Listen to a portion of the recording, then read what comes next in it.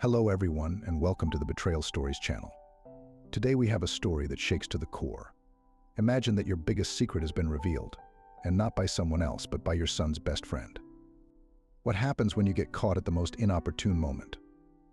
This is a story about betrayal, passion, and shattered hopes. Watch to the end to find out how one thoughtless act changed everything. Take a seat comfortably, something special is waiting for you ahead.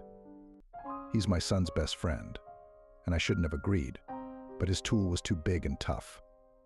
After a marathon of all the videos on the channel, I plucked up the courage and wrote this story for you. I hope that I will be chosen. Good afternoon to everyone on the Mr. Verity channel. I know a lot of people will judge me for what I've done, but most people have no idea what it's like to be a single mother at 40.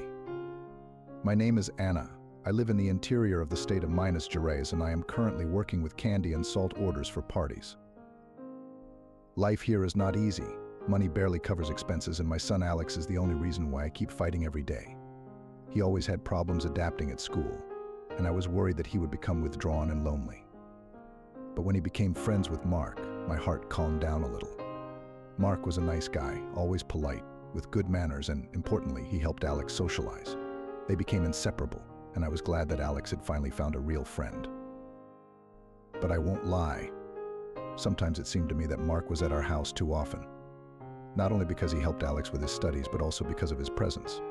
Mark was an 18-year-old, confident young man with a body that I couldn't help but notice. He had something special, a smile, a look, his behavior. But I've always tried to push these thoughts away from me. He's my son's friend. One evening. It all started one of those evenings when Alex went to visit friends, and Mark unexpectedly stayed to help me with carrying heavy boxes of groceries for another order. We chatted and laughed, and I felt unusually light.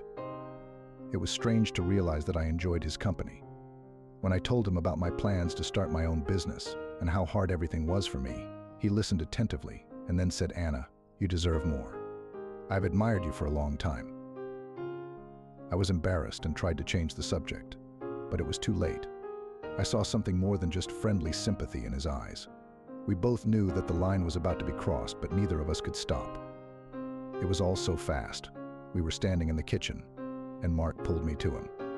I felt his hands, his youthful strength, and all the remnants of common sense disappeared at that moment. Recognition and consequences. I tried to tell myself that it was just an impulse, that nothing serious could happen between us. But it turned out to be more complicated. Mark started coming more often when Alex was at school or training. We met in secret, and each time my remorse became less and less. I began to enjoy the moments with him, as if this was my second chance at something forbidden and completely unsuitable for a woman my age. On one of these days, Alex caught us. He came home earlier and, unaware of anything, entered my room while Mark was there. He didn't say anything, his face frozen with horror and disappointment. Alex ran away, and I was left in a complete stupor. Mark tried to catch up with him, but I knew that everything was already lost. Alex hasn't spoken to me in days. He avoided me, and I could feel how much he hated me for betraying him. I understood that I had destroyed not only my life, but also his trust, his faith in me as a mother. The only thing left for me was to ask for forgiveness. But how can I apologize to my son for betraying him in this way? The turning point. It's been a few weeks. I tried to reconnect with Alex, but he refused to listen to me. At one point, I even thought about telling Mark's parents everything, but that would only make the situation worse. I stopped talking to Mark after realizing that our relationship wasn't supposed to happen, but I still have anxiety for my son. Mark also avoided me, and it seemed to me that all his confidence had disappeared somewhere. He became nervous and withdrawn, apparently realizing how much he had failed his best friend.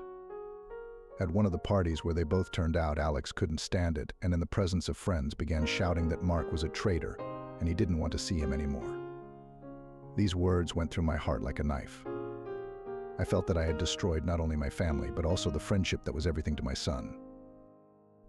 A few days after that, Alex came to me and said with restraint, "Mom, I do not know how to continue to live with what happened, but I do not want to lose you." His eyes were full of pain, but there was still hope in them.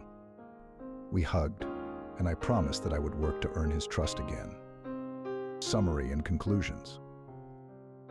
Mark went to another city to study, and we haven't talked since. He writes to Alex sometimes, but their friendship will never be the same. Alex gradually began to return to his normal life, although I know that the scar will remain forever. For me, this story is not just a story about infidelity. This is a lesson about how one wrong decision can ruin an entire life.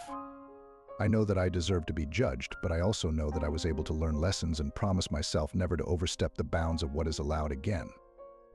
I hope that my son will one day completely forgive me, and Mark will find his happiness and be able to move on too. We all make mistakes, but it's important to be able not to repeat them again.